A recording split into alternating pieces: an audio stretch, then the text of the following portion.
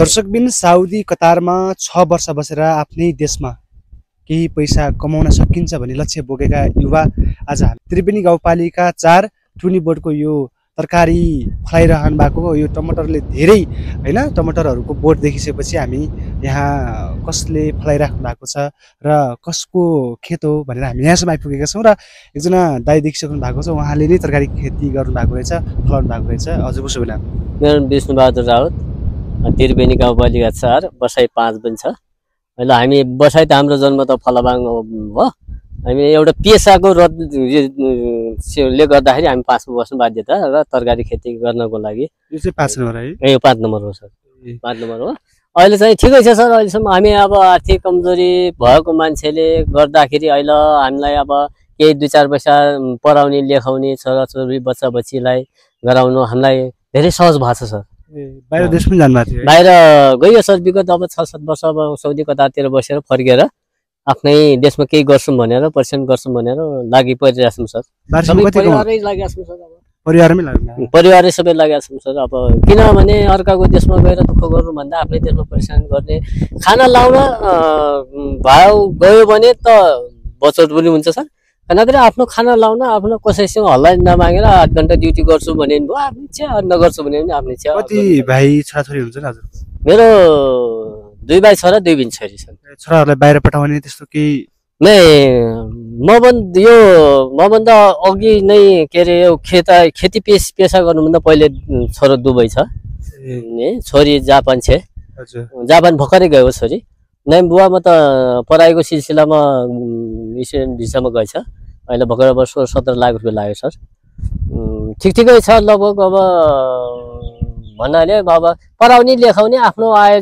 मैले Qatar Saudi बसेर विदेश बसेर मैले के प्रगति गर्ने सर मेरो खेतबारी सब बाजा थियो आएर मैले सब यस जोतजात बनाए फर्म सम दर्ता गरियो अनि भाइ पनि एउटा नेपाल सरकारको पुलिसको सिधुर पहिरहेको थियो उले रिटायर भएर आयो 2 भाइले के गरौँ भनेर जोर जागरलाई 6-7 लाख रुपैयाँ लगायौं सर यो भन्दा माथि गाउँमा छ हाम्रो फर्म पहिला अब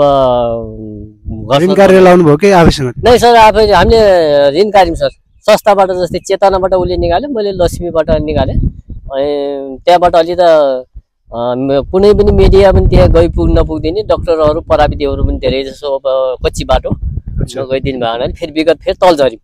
तल झरेर यहाँ अब तरकारी खेती गर्ने पहिला पनि तरकारी खेती गरिन्थ्यो त्यो पनि माथि पनि थियो तल पनि थियो अहिले चाहिँ एकै ठाउँमा बनाइयो सर ठिकै छ सर अहिलेसम्म अनि तरकारी बेच्न कहाँ जानुहुन्छ म त प्रायः अब अहिले अब त ठिक छ यही लाग्छ बजार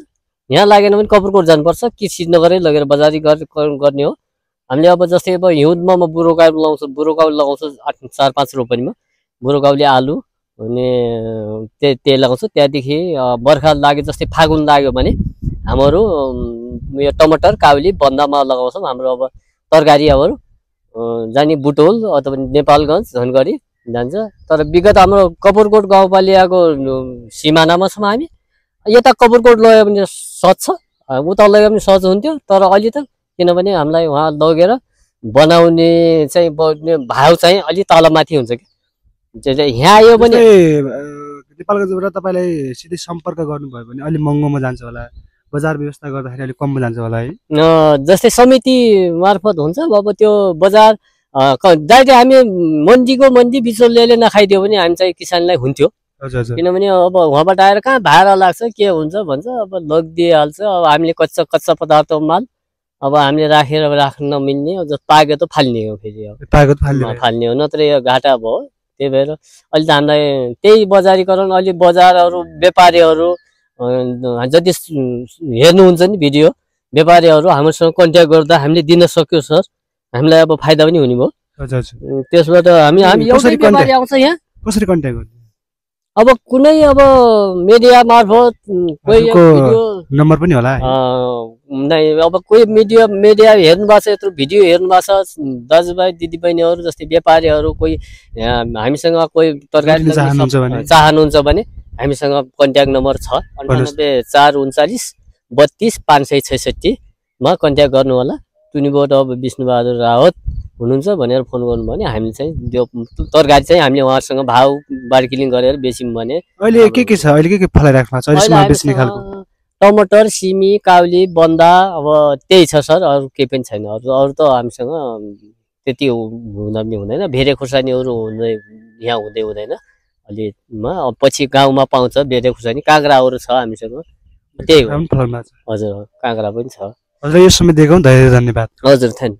दर्शक पनि देखिसक्नु भएको छ, हामीसँग विष्णुजीले तपाईँ पनि तरकारी चाहिएको छ भनेपछि एकचोटि त्रिवेणी गाउँपालिका 5 टुनी बोर्डको यो नजिकै छ। तपाईँले तरकारी पनि व्यापारी हुनुहुन्छ भने पनि तपाईँले लिन सक्नुहुन्छ। भिडियो अन्त्यसम्म हेर्नुहोला र भिडियो चाहिँ धेरैभन्दा धेरै सेयर गरेर साथ दिनुहोला।